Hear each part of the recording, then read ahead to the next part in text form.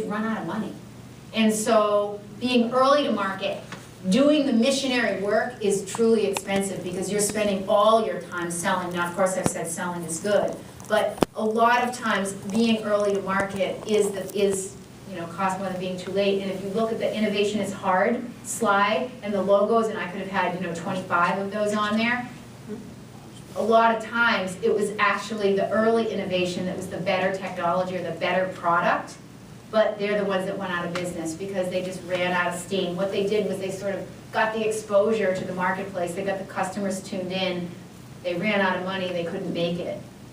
That is a good question. So I'm tending to work more with financial services firms, and so they're not the biggest innovators. I'm usually more on the pushing them down the innovation circuit. I can honestly say, I can give you the example of my software company though. We were in business for 4 or 5 years, and we had built some really good communication software that worked over lossy networks, right?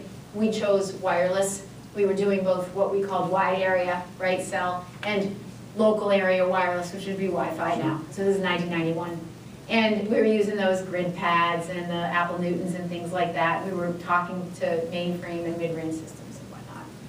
And so we got this great meeting with IBM finally 3 years in, and we'd raised money, but not a ton, and we were running out of money, and we went out to Rochester, and there was like 5 of us. We go in the room, there's 30 IBMers, and we realized we had more customers than them. And they had plowed $70 million into their wide area wireless initiative. 70 million, and we had like 1.1 million, we've got 5 people out there. And we realized we had more customers than they did, and on the plane back, I said to my business partner, we gotta get out. We can't do it, we don't have enough time to raise money.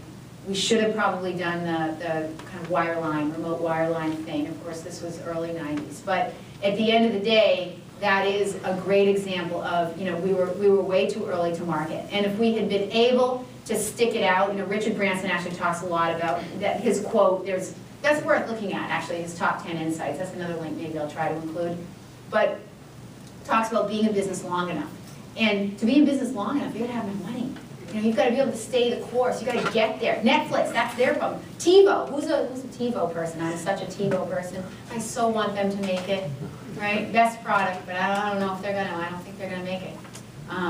But anyway, that's my example. So less so with my client base now because we tend to work with larger and less innovative companies.